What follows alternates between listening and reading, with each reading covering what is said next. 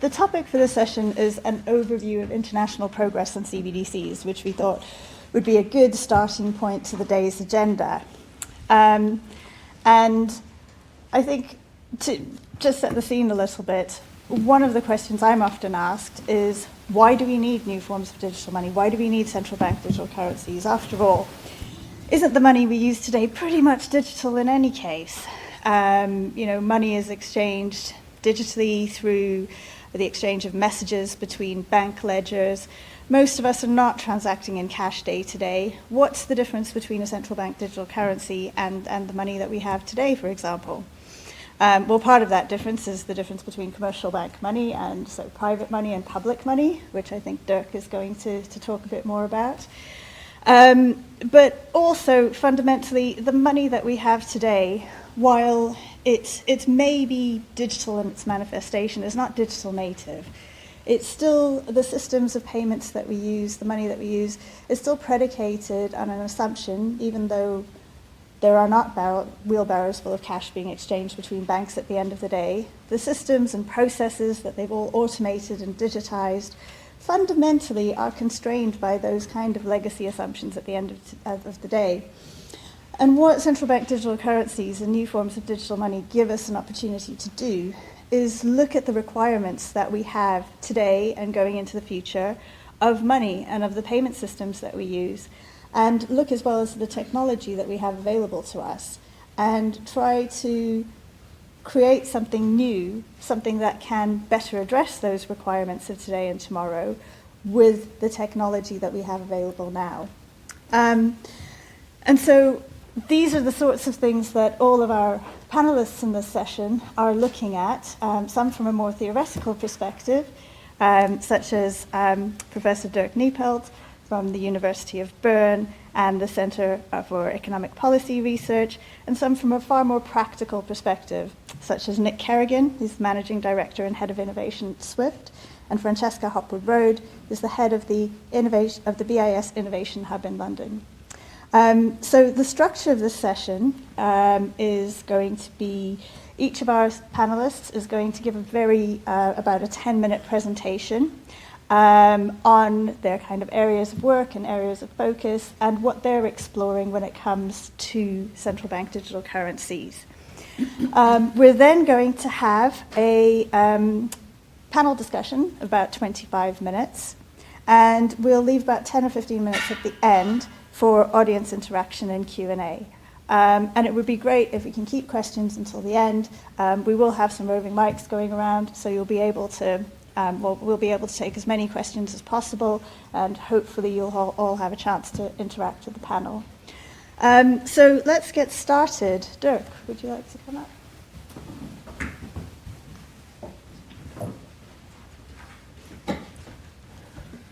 So thanks very much, Jana. Thank you very much, all of you, for coming and having me. Let me get that right.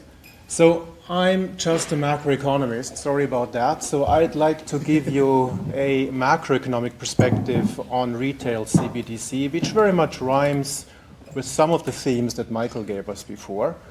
As you know, there's quite clever and influential people who argue that CBDC actually is a solution in search of a problem. Chris Waller, for example, one of the Fed governors, says that. The House of Lords report was very critical about what this is all about. And if you ask those people, they would say, quite convincingly, I guess, right? You should ask yourself questions of the type like, what is it that users could really gain from CBDC? Is there anything that the private sector would not be able to deliver equally well or much better?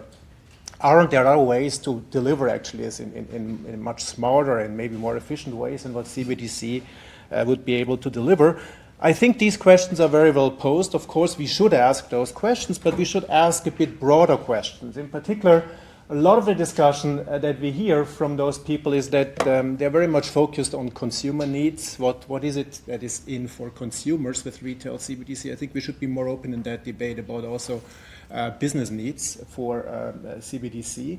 But much more importantly, and that's really what I want to focus on, is we should not be focused too much only on what is there in for users, but what's in for taxpayers, for citizens. I think that's the main macroeconomic consideration that we should have in mind when thinking about retail central bank digital currency. So if you're a macroeconomist like me, you wonder about the whole system, the monetary system, and Michael raised these issues before. So what is it really that retail CBDC would change in terms of the monetary architecture as we know it? You know that architecture is two-tiered. We are banking with banks using claims on commercial banks as a means of payment, and the banks amongst each other, they are paying each other using reserves, central bank issued money. That's the two-tier system we are living in. It's the fractional reserve banking that Michael raised. And it's a system in which we have a pretty stark division between public money on the one hand, the money issued by government, by central banks, and private money, which is much more important for the real economy, the money issued by commercial banks. Now that distinction is not very much on the minds of people, as we also just heard, with a few exceptions. For example, in Switzerland, people are aware of that now. Why are they aware of that now? Because a couple of years ago, there was this grassroots movement, the sovereign money movement, that actually wanted to change the constitution. And what they wanted to do is to have a sentence in the constitution that says banks are not allowed to create money anymore. 2/3 of the Swiss thought that's a bad idea. 1/3 of the Swiss thought that's a pretty good idea, but 1/3 was just 1/3. I think it was a pretty bad idea because it's not clear at all how you could actually implement something like that. But the question these people asked is a good question, and I think one of the potential answers to those questions is retail CBDC. I listed here Milton Friedman as one of the potential intellectual answers to some of these ideas, among many other famous people, starting with the Chicago Plan in the 1930s, also James Tobin in the 70s and 80s. What we get from that tradition of thinking is really that the typical banking perspective on money that we are often taught, like liquidity is scarce, we need banks to manage it very well, is sort of not the right perspective if you take a macroeconomic perspective. Because from a macroeconomic point of view, liquidity provided by the government is actually ample. It's basically costless to provide that. So that's the banking perspective is not necessarily the right one to adopt. If you want to think about retail CBDC, therefore, from this macroeconomic perspective, the kind of question you want to ask yourself is, what is the better architecture to efficiently provide liquidity to the real economy? Do you want to have a single-tier system in which firms, consumers basically use means of payment issued by the government? Or do you want to have the current system, the two-tier system, which comes with fractional reserve banking and all the kinds of issues that we know of? Now, if you make statements like these, the next question you typically get is, well, we have the current system for good reasons because we want banks to disintermediate, and that takes the fractional reserve banking. So is it really that we should, for that reason, not think about CBDC? Should we fear bank disintermediation as a consequence of retail CBDC? And I think the answer is no. You should be a bit more nuanced in that respect, because we're not talking about disintermediating banks, we are potentially talking about reducing money creation by banks. That's not the same thing. You know, these days, these two issues are very much related to each other, connected to each other. But in principle, you can think about liquidity provision on the one hand and intermediation between savers and investors on the other hand as two different objectives. Narrow banks is one way to think about that very clearly, right? So one does not necessarily have to come with the other. Should we therefore fear bank disintermediation? And the answer is, if you take a purely macroeconomic perspective, no, you don't have to. Because in principle, and there's papers out there which make this formally very precise and clear, you can completely insulate the banking sector and therefore also the real economy that depends on loans extended by banks. You can completely insulate those guys from who is actually providing liquidity to the real economy. These two things can be insulated. They're orthogonal conceptually to each other. On the other hand, you should worry about that, not for macroeconomic reasons, but for political reasons, because a world with CBDC that is actually adopted is a world with very long balance sheets of central banks, because the money multiplier that we currently have in the commercial banking sector would be reduced to 1 if CBDC is fully adopted, and therefore the balance sheet of the central banks would be very, very long. And that is a world that I personally, from a political economy perspective, would feel a bit uncomfortable about, because there is, as you know, lots of political pressure. There would be even more fiscal pressure on the central bank, maybe also more financial pressure on the central bank, but certainly more pressure on the central bank, and also more space for serious mistakes being done by central banks. Let me say, for my remaining 2 or 3 minutes that I have, I think a few words about the digital euro, which is just one example, next to the digital pound, of course, of what people are thinking about these days in the retail CBDC sphere. The European Central Bank is very much concerned about this here. For that reason, when they're thinking and when they're pushing the idea of a digital euro, they make very, very clear that they cannot think really about a digital euro which has exposure by the private sector more than 3,000 or 4,000 euros. So the idea is to have a cap on digital euro holdings of, say, 3,000 euros. If you hear that, you wonder yourself, number one, is it necessary? If you believe in this neutrality result I discussed before, maybe it's not even necessary to have that. Number two, will anybody bother? You know, if you trust in deposit insurance and you get some interest on your deposits, would you actually really want to hold 3,000 digital euro max without interest just to have them? I mean, why would you? And what does this actually deliver for firms? Coming back to my first slide, I think it was, you know. Firms are not really on the radar of the ECB these days. It's small transactions by retail customers which are on the radar, but not business needs like Logistics 4.0, for example. Do European banks fear the digital euro, given that there's this fear of disintermediation floating around? And the answer at this point is a clear no. What this figure is supposed to show you, and I'm sorry that you probably cannot read it, is how share prices of banks responded to announcement about the digital euro. You see 2 vertical lines here, and you see a bunch of sort of horizontal lines. Basically, the message is, when the news of the digital euro first came out, this is like October 20 or something, there was quite some response in bank shares. They went down. And actually, they went down most for those banks who very much rely on deposit funding, and much less so for banks which are less reliant on deposit funding. That makes sense, fits into the picture. Then over time, and the next vertical line is around February 21, the ECB became clearer and clearer about these caps, this 3,000 euro cap on, you know, digital euro exposure. And at that point, you see that the bank share prices, to the extent that this empirical exercise by Frank Smets and co-authors is valid, they converge back to each other, and there's basically not much of an effect left anymore. So banks basically don't care at this point. Let me conclude with a big picture from a macroeconomist. Number one, I think when we think about retail CBDC, as we heard before, this is not a story about technology. The big game changer here, at least from an economic point of view, is what kind of monetary architecture are we talking about? Are we moving to a single-tier monetary architecture? Many people, including many central banks, are very much concerned about the risks of that these days. You shouldn't lose sight of the potential benefits. I quote here Andy Haldane. That's something that he said on his last day in office at the Bank of England. So when he dared, I guess, to point out that this radically different topology coming with a single-tier system, while not costless, would reduce at source the fragilities in the banking model that have been causing financial crisis for over 800 years. So that's something we should keep in mind, and I think this is first order to keep in mind.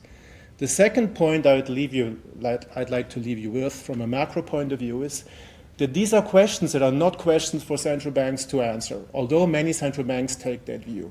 These questions very, very far exceed the realm and the responsibilities of central banks, which are entrusted with monetary stability, financial stability, payments.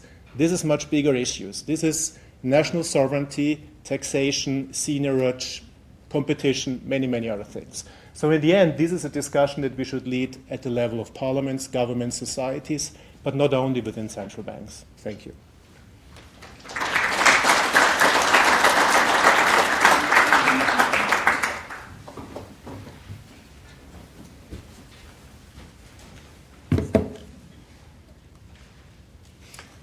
Hi everyone, I'm Nick Kerigan, Managing Director and Head of Innovation at Swift, and I do what my role describes, innovation, and that means we sort of roll up our sleeves and get our hands dirty in trying new things. And so therefore I hope these comments will be a really nice complement to the academic perspective that we've heard so far in the session today. So why should we be caring about CBDCs? I think the reason we should be caring about CBDCs is we see a really growing momentum globally in this trend. You can see some of the stats up here on the slide. So we follow closely the tracker that's done by the Atlantic Council, and what that tells us is that over 100 countries are now exploring a CBDC. Indeed, I think it says on here 11 countries have now actually launched a digital currency, and those are countries as diverse as the Bahamas and Nigeria. And I think one of the stats that I found very interesting was a survey done at the end of last year by OMFIF, and OMFIF is like a kind of industry association that promotes dialogue amongst central banks. And OMFIF surveyed central banks, and 24% of the central banks that they talked to said that they plan to issue a CBDC in the next 1 to 2 years, which means that by, say, the end of 2024, we could see 20 or so CBDCs in circulation globally. Now, as SWIFT, we do not take a policy view on CBDCs, and we're not going to get into that conversation because absolutely, as Dirk rightly said, this is a conversation for governments and their central banks to take a view on whether they want to introduce a CBDC or not. But I think, as these stats suggest, that this is a trend that is growing in momentum, and this is a trend that is really starting to happen now. And given that, it's incumbent on the financial community to look at the opportunities and challenges that CBDCs can present. And so that's what we've been doing for some time. So some of the key observations that we've seen, and we've seen over the research that SWIFT has been doing over the last several years, they continue to hold true, and they continue actually to be, I think, important guidance into how we think about CBDCs working. The first, I think, thing to say on this is that CBDCs are going to be a very diverse group, because actually different countries and different central banks are looking to solve quite different things with the introduction of CBDC. So, for example, if you look at, say, what has happened in terms of the Bahamas sand dollar or the Nigerian e-naira, I think these countries are primarily looking at how they can accelerate the digitization of their own economies and therefore economic growth. If you look at countries that are already highly digital, such as the UK, the Eurozone or the US, I think different motivations are at work. And those motivations are about the evolution of things like the use of central bank money, because as we have heard already today, as money digitizes, then cash, which is a central bank money, is then increasingly replaced by the current forms of electronic money, which are currently all private sector money. So you could see the motivation as a central bank to want to kind of continue to have balance in the monetary forms across your economy, even if that economy is fully digital. So I think we'll see a very diverse set of CBDCs emerging, and I think they will also be supported by a diverse set of technology platforms. When people talk about CBDCs, often people associate those automatically with DLT and blockchain technology. Actually, if you look at the work that has gone on across the world, you actually see different technology architectures being worked on. So, for example, China's eCNY domestically is based on a centralized architecture. Project Hamilton, which is an important piece of work done by MIT and the Boston Fed in the US, evaluated different architectures, so DLT alongside centralized architectures, and came out in favor of a more conventional centralized one. Similarly, if you even think about DLT or blockchain itself, we use one word, but this is actually has considerable variation within it. So you have public blockchains, you have private and permission blockchains, and even within private and permission blockchains, such as Corda or Quorum or Hyperledger Fabric, there are important differences. And so a diverse set of CBDCs emerging, supported by a diverse set of technologies. And so the challenge we've set ourselves at SWIFT in this context is to try and make this all work together. In other words, to make this diverse set of CBDCs work together with themselves and alongside existing payment systems, which will undoubtedly continue to exist for many, many years to come. And how do you actually join that up so that if I'm Nick in the UK and I have a digital pound, I can actually pay Dirk, who's maybe in the Eurozone and doesn't have a digital euro, right? How do you actually make that work? So we address this in a few ways, and I won't get to the detail of this slide, but I think the key thing to take away here is we need to create interoperability. Interoperability between these different forms of money and interoperability between the different technologies that support them. We work on this in three different ways. One is to get involved in industry initiatives, such as something called the Regulated Liabilities Network, or RLN, that you may have seen literature about. The second is that we join with the BIS and key central banks to experiment where they value our presence. And the third is that we initiate our own sets of experimentation to try and drive forward the collective knowledge of the industry. And last year we demonstrated a new experimental solution to be able to do what we call interlink CBDC networks. So on this diagram you see two different CBDC networks and a conventional payment system linked together at a technical level.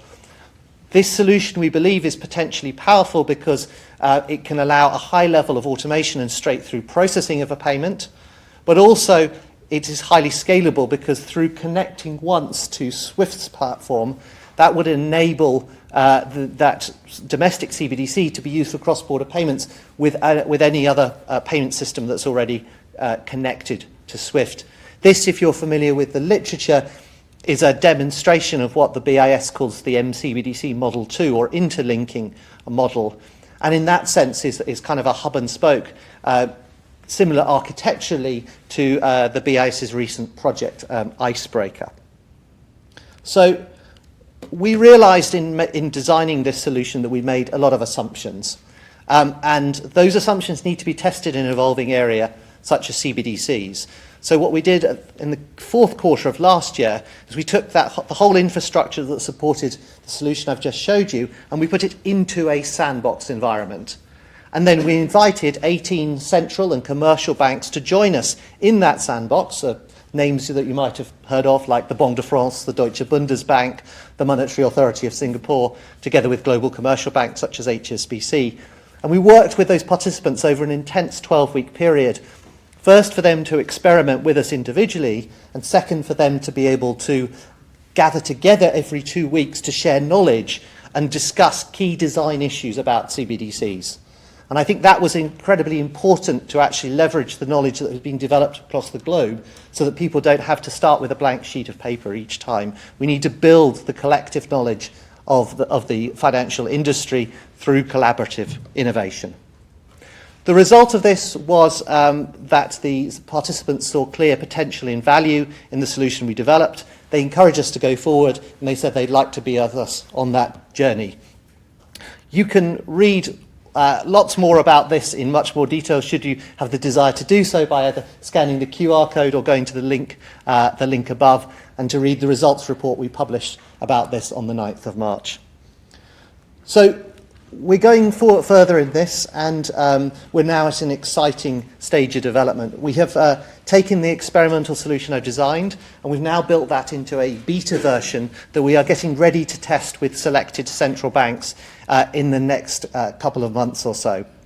And alongside that, we intend to run a second phase of our CBDC sandbox, expanding the use cases we've covered from payments, transfers, and payment versus payment into new use cases and finding new forms of utility, and we'll intend to do that later in Q2. So, in conclusion, I think it's fair to say none of us has a crystal ball about which way the world is going. Certainly I don't, and probably if I did, I would be sat on a beach not doing payments for a full-time job. But I think it is incumbent on all of us to respond to the growing momentum we see in CBDCs and to figure out how payments can be made seamlessly by consumers and businesses with this new form of digital money. Thank you.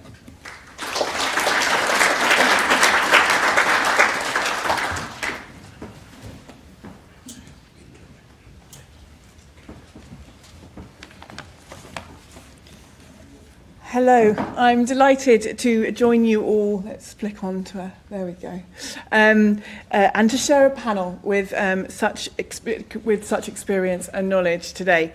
As Jana says, I lead the BIS's Innovation Hub London Centre. And before I jump in over the next 10 minutes or so, I might steal a few minutes if that's possible, and provide you with an overview of the work that's going on across the central banking community. And Nick has given a really good starting point to that. I want to talk to you a little bit about and set the scene about the role of the BIS Innovation Hub and the work that we seek to do. So the BIS Innovation Hub was set up a little over 3 years ago. And it's part of the Bank for International Settlements, so some of you might know that as the central bank for central banks. And it has a mandate to do three things. We seek to identify and develop in-depth insights into critical trends in emerging technology that is relevant to central banks. We want to serve as a focal point for a network of central bank experts in innovation, and as Nick said so well, in a space of huge change and huge momentum, convening and bringing together people to share insight, share thoughts, share what's working, what's not working, is incredibly important and ever more so. And finally, and perhaps of most importance for our conversation today, is that we explore the development of public goods in enhancing the functioning of the global financial system. What on earth does that mean in practice? It means that we experiment with technology, and that's what I want to talk to you about in the second half of my presentation today. We experiment in the form of proof of concepts and prototypes to seek to understand and inform the potential value that they can bring. We've talked a lot already this morning about the pace of change, and we've talked a lot about the experimentation that's going on. And what I want to do in the first half of my presentation is talk to you in a little bit more detail about what we see that experimentation actually look like. So in the second half of my remarks, I'll share a little bit more about the projects. Nick's already touched on a few of them in the hub, but perhaps before I do, I will touch on and give you an overview of the breadth and pace of activity that we're seeing from central banks. So we know, let's take it as a given, that central banks around the world have been researching CBDCs for several years now. And we generally categorise this work in two ways, either retail and or wholesale focused, and according to its relative stage of maturity. So from pure research through to pilot and ultimately into production. And as we've already heard, as of the start of this year, we think there are 4 production retail CBDCs in the world, in the Bahamas, in the Eastern Caribbean, Nigeria, and Jamaica. And there are at least 34 pilot projects covering both wholesale and retail CBDC. And as we also know, since 2016, there has been a general and continuing upward trend in the focus of this research and this experimentation. So 90% of central banks that we surveyed were engaged in CBDC analysis or in projects in 2021, up from 2/3 in 2017. Over the same period, the number of pilot projects has doubled, reaching 26% of survey respondents. And in parallel, a growing number of central bank governors and board members have been making public speeches about CBDC. So what are the motivations behind the CBDC work? We've heard some of them already, but I want to kind of delve into those in a little bit more detail. Starting with retail CBDC, we see that the drivers really differ by country. When we look at advanced economies, we found improving payments efficiency, payment safety, and improving financial stability were their top motivations. Last year, financial stability has really grown in importance for the advanced economies. For emerging market economies, we found that payment efficiency and safety play an important role, but financial inclusion, as we've heard already, really is the primary reason for exploring CBDC. But let me also highlight one other thing. Over the past few years, cross-border payments efficiency has become a more important motivation for emerging market economies, whereas it appears to have declined somewhat in importance for advanced economies. Turning now to wholesale CBDC. Cross-border payment efficiency has overtaken domestic payment efficiency for being the key reason why central banks are looking into CBDC. But financial stability, monetary policy implementation, and safety and resiliency also feature prominently. On cross-border payments efficiency, we ask central banks to elaborate on the frictions a CBDC might address. And for both advanced economies and emerging economies, limiting operating hours for payment systems and long transaction chains stood out as key opportunities. So, an overview of our BIS Innovation Hub projects. Our CBDC project, so the BIS Innovation Hub, works across 6 domains since its inception 3 years ago. CBDCs, next-gen FMIs, subtech, regtech, green finance, open finance, and cyber. And for any of you who have followed our work closely, you'll probably wonder how on earth we come up with the project names for our projects. But you might also have noticed, it's very clear, it stands out very clearly, that over 50% of our project portfolio is in CBDCs. And that spans wholesale, and it spans retail and cross-border use cases. And we talked about Project Icebreaker that was published out of the Nordic Centre just a little while ago. So this here is an overview, and you can see we have some wonderful names coming through for our projects. But on domestic wholesale CBDC, Helvetia is one of our key examples at the top there. The hub has learnt that it's possible to integrate CBDCs into existing core banking systems, and that central banks can play a key role in systems based on DLT, as we just heard. On retail CBDC, BIS experiments are at a different stage in the innovation process. And what I would say is, when the Innovation Hub was set up and work on CBDCs commenced, they were predominantly in the wholesale space. It's really been in the last year with Project Rosalind from the London Centre, Aurum and others, that we're starting to see a move into the retail space. Some of our projects on retail CBDC have focused on technology architecture of a 2-tier distribution model, Project Aurum, for example, or on the distribution of a retail CBDC through an open API system, a project very close to my heart, Project Rosalind in London. But there are also ongoing projects exploring cybersecurity, Polaris, Seller, resilience, privacy, and as all of the features of a CBDC architecture. And what I would observe is that this really speaks to the complexity, the breadth and the depth of some of the design decisions that are at play when thinking about the CBDC space. More recently, on cross-border payments, our experiments are linked very much to the G20 roadmap to improve cross-border payments, how wholesale and retail cross-border payments can deliver faster, cheaper, and more transparent payments. So that's Jura, Dunbar, Enbridge, and recent work again on Icebreaker. But more recently, as we start to find our feet in this space and build up a corpus of work, we've also started exploring how the programmable nature of blockchain technology can be applied to multi-currency CBDC platforms through the implementation of automated market-making algorithms for foreign exchange trades. I had to read that out, I'm not going to lie, that's quite complex. And our recent project from the Swiss Centre, Mariana, is a really good example. So, as BIS projects mature, we've also started to consolidate learnings to help connect the dots. And I think this is really important.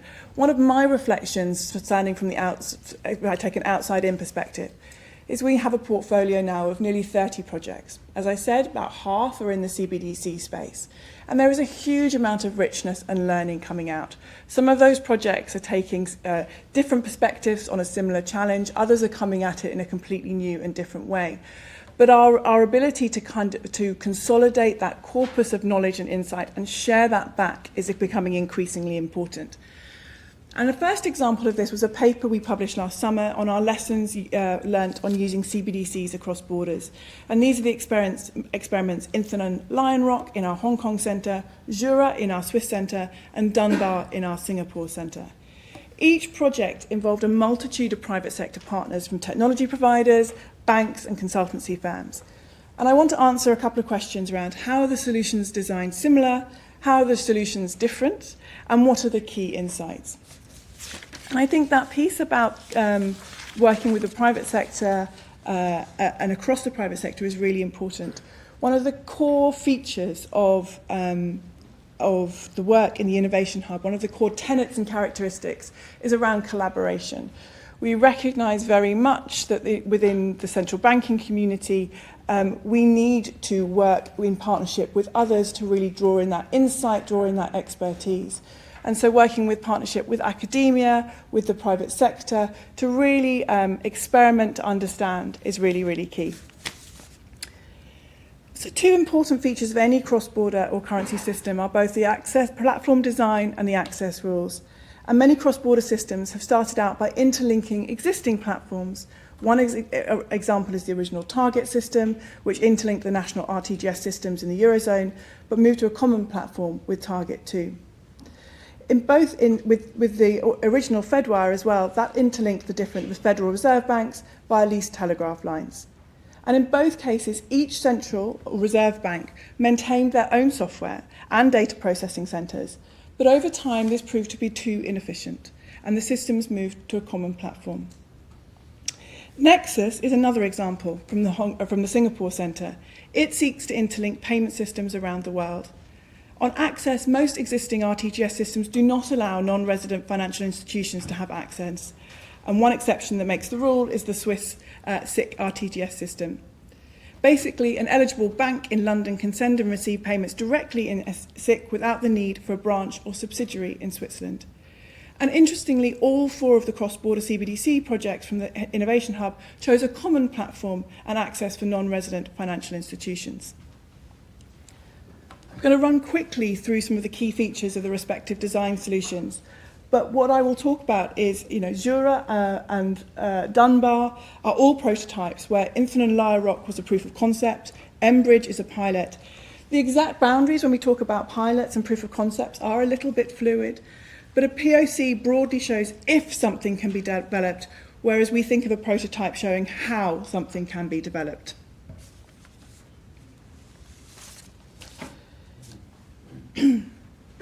In thinking about how the different experiments differ, whilst all projects went with a common platform, Jura added a sub-networks which allowed central bank nodes to reside in their own jurisdiction, and the choice of distributed ledger technology differed across each of the projects.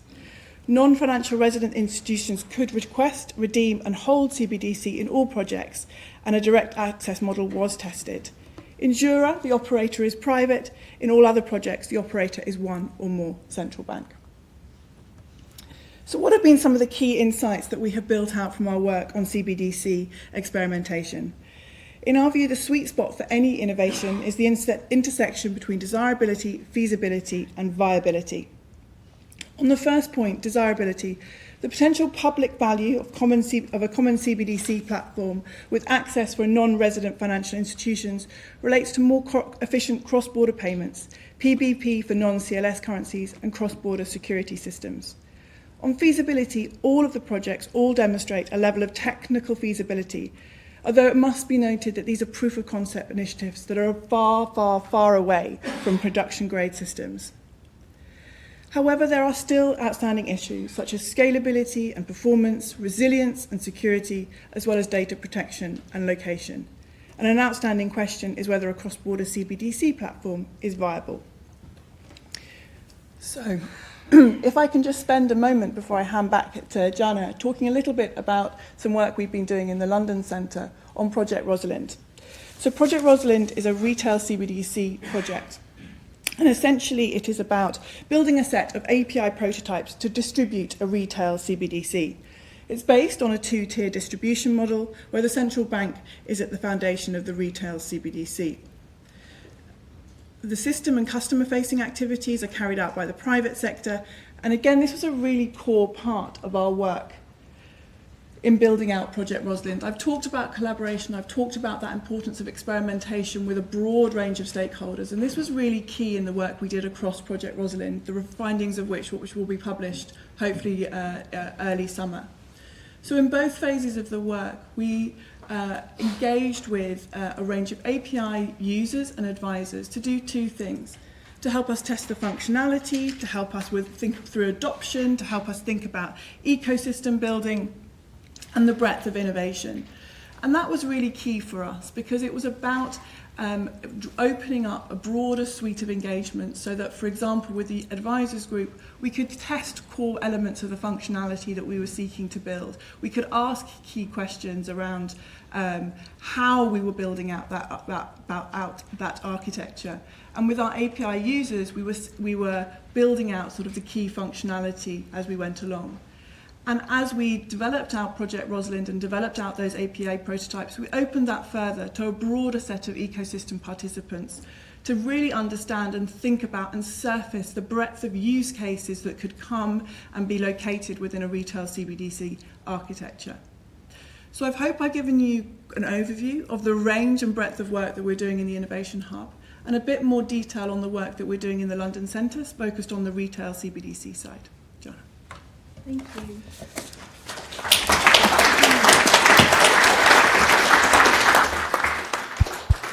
So, thank you all for those fascinating presentations and for setting the scene in terms of where we are with some of the CBDC work that's ongoing today. And you've all discussed a number of interesting projects, ranging from progress on the digital euro to SWIFT's work, and the many experiments that the BIS is collaborating with central banks on. But at the end of the day, there's a lot going on in the CBDC world. There's a lot of talk about the benefits that they can bring. But where are we in terms of adoption? So Nick, your slide mentioned 11 live CBDCs. I cannot name all of them, to be quite honest. I'm guessing there are some pilots in there as well. We all know, one of the biggest pilots at the moment is obviously China's ECNY, which is on a scale that in most other jurisdictions would just be considered live at this point in time. But in other jurisdictions, such as the Bahamas with respect to the sand dollar and Nigeria with respect to the e-naira, adoption hasn't been great, really. So let's explore, perhaps, in the first part of this panel, some of the barriers to adoption and how they can be overcome. Nick, when we talked about this earlier on, you mentioned that some of this may just be perceptions around barriers to adoption rather than actual challenges with adoption themselves. Could you start off by talking us through that? Yes, so thanks, Jenna. Thank you for giving me the privilege of going first on this. I mean, so I think when I think about adoption here, I think about has whatever product it is that you're trying to achieve, has it achieved what we might call product market fit, right? And I think there's a lot of then discussion at the moment about, okay, well, say the e-naira or the sand dollar is not being highly used by consumers, and therefore there's then a logical link that people have made to those are not working or they're not achieving their purpose. I suppose what I would say is I think we have to view that work in the context of what they're kind of trying to achieve, and also what it brings for us more broadly as a global community in understanding CBDCs. Because the other perspective I would offer is that actually in some ways those central banks that have gone first and gone live have been very brave, because they've actually gone live with something where they're still in the process of identifying what the things that will actually drive adoption will really be. And that stands in contrast with many other central banks that have, as has been described here, adopted a much more staged approach. So I would offer that I think it's rather early to sort of claim judgment on something like the e-naira or the sand dollar, or indeed the ECNY in China, because those actual countries, by doing what they're doing, are actually going to be learning very rapidly what works and what doesn't, and therefore can iterate and innovate in a cycle that actually in some ways could allow them to gain kind of, what might be called a kind of first mover advantage. So I think they will actually be doing their experimentation in the wild, if you like, or in the live. That doesn't mean I'm advocating that there's a better or worse approach. And as I said, we don't take a policy view on this. But I think we should also recognise that those who've gone early, as is seen in many kind of different types of innovation, you learn things that allows you to adapt your product and iterate it, and therefore discover really what the necessary key features are. Thanks, Nick. And I think you touched on a few interesting points there.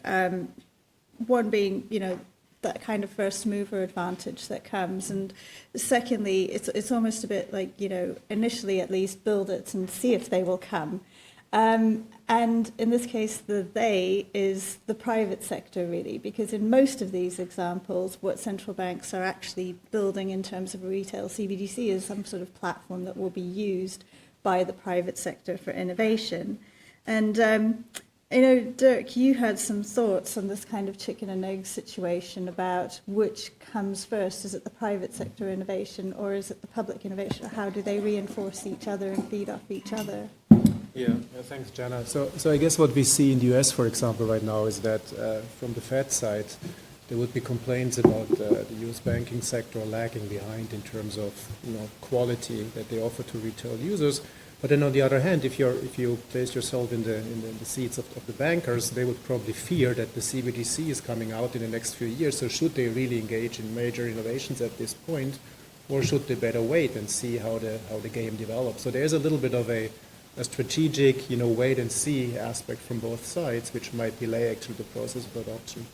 And the second point that I would like to shortly raise here is, if you really take that view that I was trying to push before, that there's not that much maybe in for users here on the retail CBDC side. Right? And of course, you get a safe claim vis-a-vis the central bank. That's great. But if you trust in deposit insurance, right, you have these things already today, so you might not trust. But if you do trust, then there's not much of a reason really for retail users to adopt CBDC, unless they were to pay interest, which they typically probably don't in this what we see right now in plans.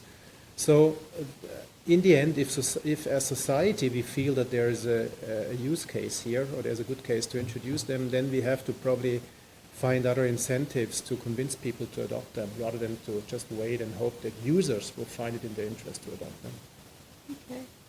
Thank you. And Francesca, from your viewpoint, how can private and public sector collaboration help to overcome some of these barriers to adoption, or to create the use cases that will facilitate greater adoption?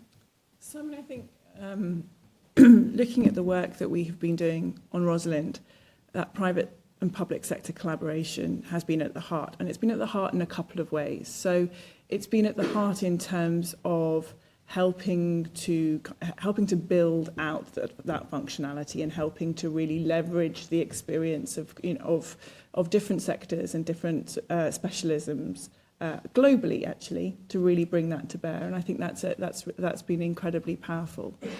But then I think there was a kind of a recognition, particularly when we were thinking about the kind of fourth objective of the objectives of Rosalind around innovation, which was, we didn't know the bounds of it. We didn't know kind of the art of the possible in that sense. And so therefore taking a very deliberate view to open up Rosalind to engage with the public and the private sectors. And I say that really deliberately, kind of academia as well as the private sector. To surface the breadth of what the realm of those use cases could look like, and it has been sort of use cases, and that's been what's been really fascinating. And that's not come without its challenges. Thinking about the right guardrails that you put in place to support that collaboration and that innovation. Particularly in an environment which may not be used. From a BIS point of view, used to innovation in this way, thinking about how you do that constructively and in a way that kind of puts, as I said, the right guardrails in place. But I think what we have seen is, partly to your point, Dirk, we've had conversation when we've showcased the use cases, and some have said, you can do that already.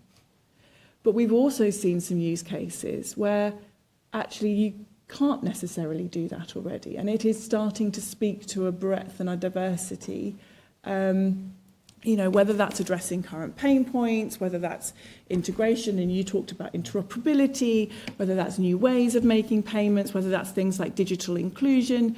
We are starting to see, and I don't want to quite sort of put the cat out of the bag before the report's out in a couple of months' time, but we're starting to see a real breadth, and I think that has been predicated on a really careful and intentional way of shaping that conversation and that experimentation with both the public and the private sectors.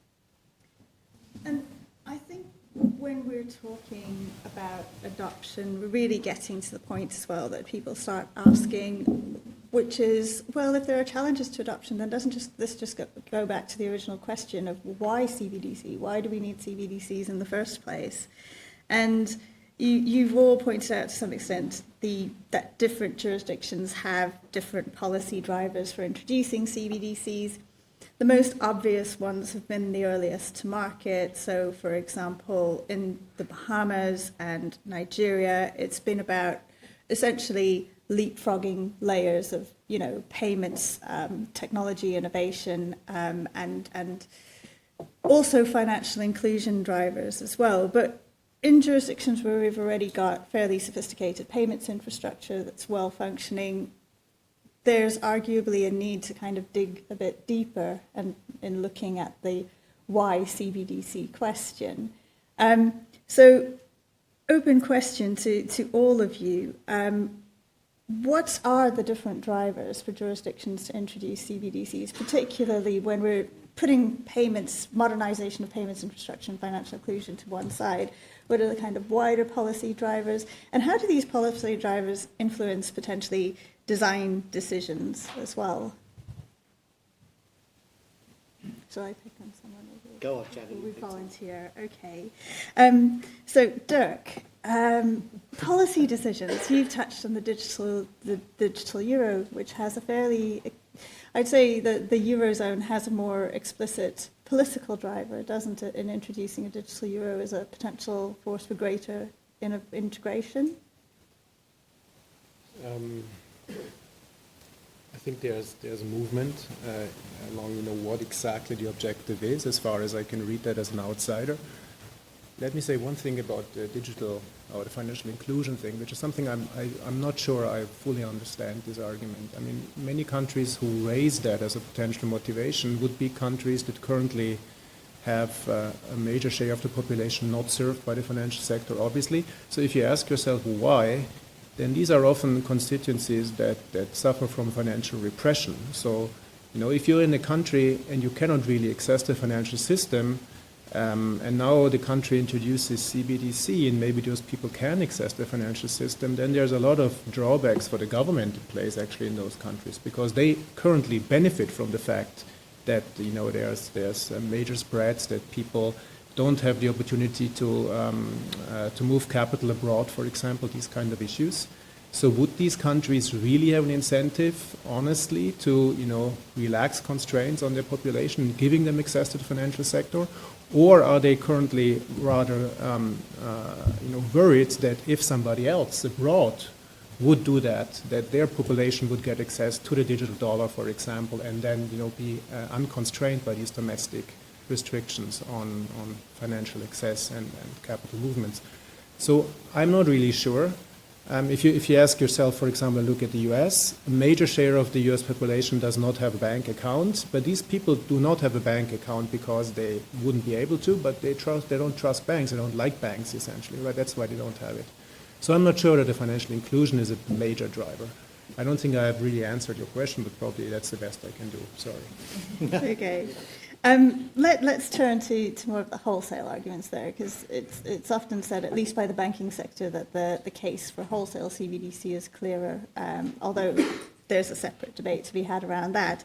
But Nick, I think you've done a great deal of work in identifying the potential benefits to FX and liquidity and things like that that can arise from introduction of CBDC. Yeah, thanks. And maybe just, sorry, I'm going to slightly sort of do a circle here, because I will for just addressing, maybe following on from Dirk's point about financial inclusion.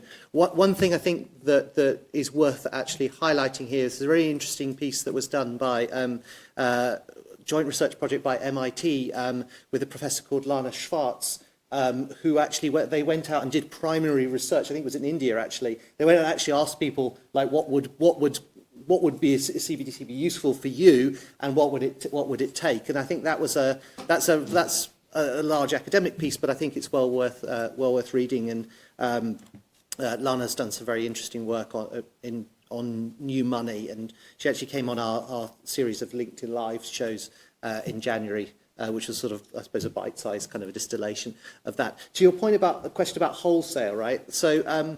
And slightly, I'm afraid, contrary to the typology maybe that Francesca outlined, I think there's a challenge here in the sometimes limited scope of kind of discourse around CBDCs, because often we talk retail and wholesale, but we mean use those words in a different way that often is used in those words are used in what I might call conventional banking terms. In other words, people talk about wholesale and they typically, in CBDC world, mean interbank settlement.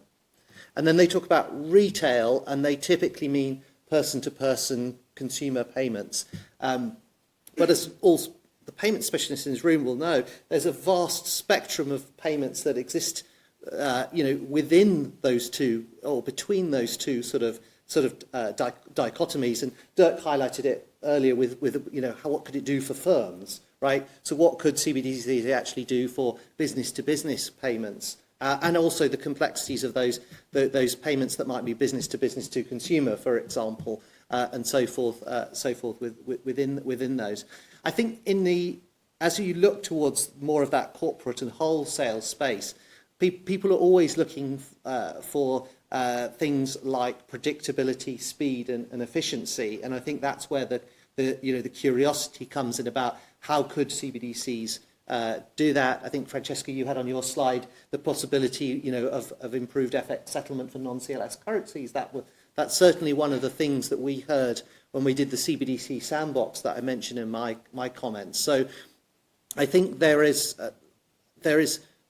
potential benefits that the community should be looking at around FX and around liquidity in particular, and certainly that's likely to form parts of the exploration that I mentioned about with our phase 2 of the sandbox with new use cases there. I think there's real interest from the financial community in going deeper on some of those things, building on some of the important work that's been done already. Thanks, Mike.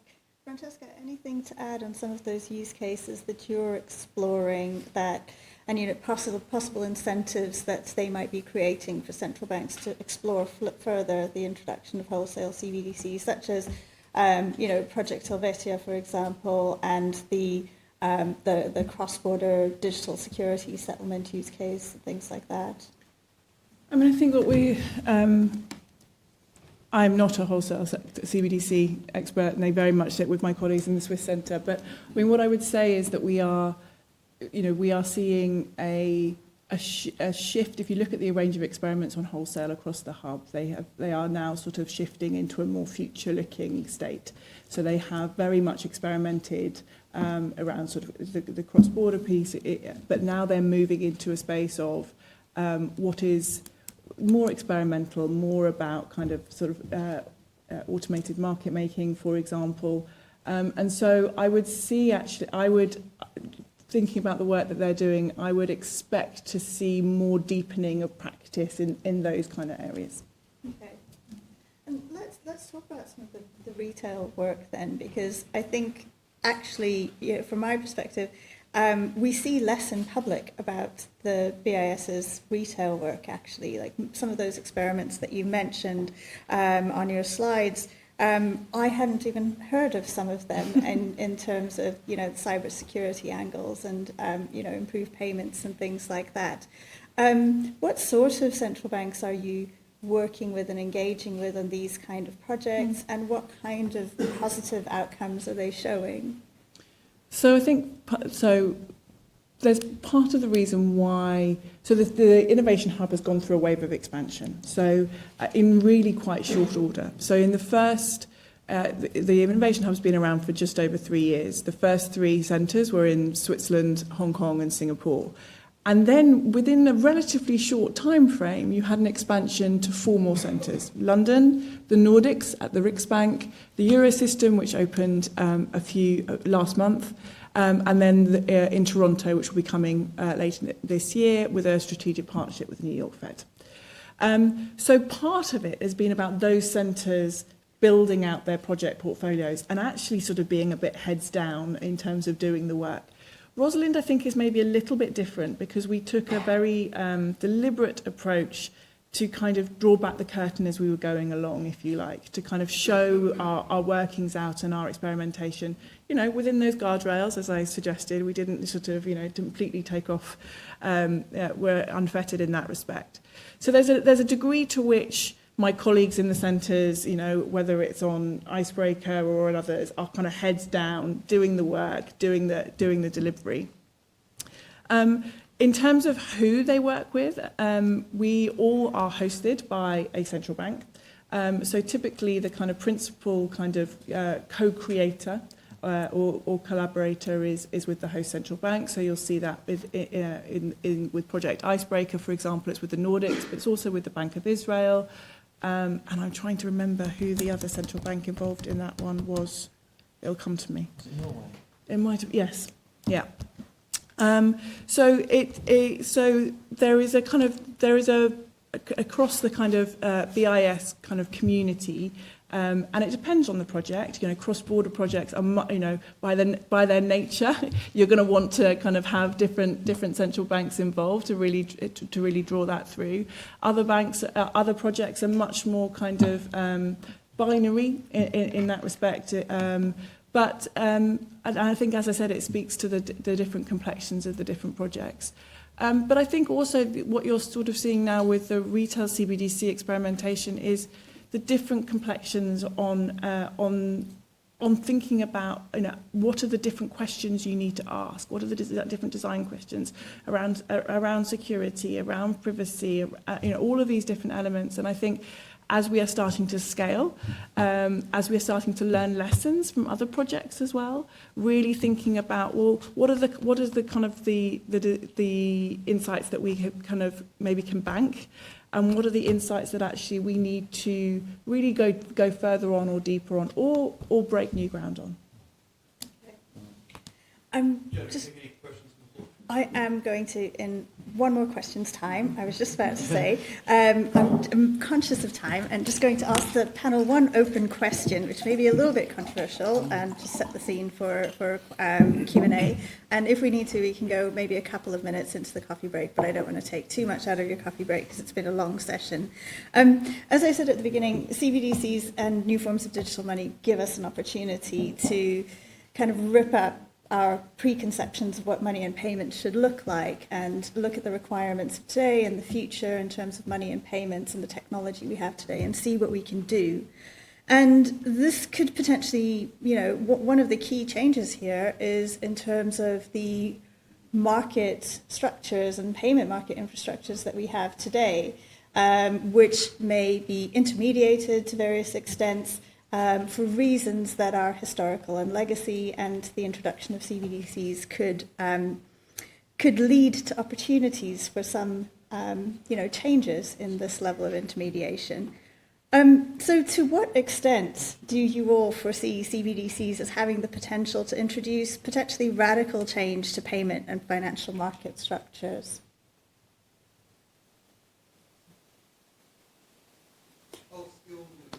I know Nick and Dirk, you both had thoughts about this in the press. So I'll speak from a cross-border payments angle, Yes. right, rather than a domestic payments angle, because that's our kind of competence, right?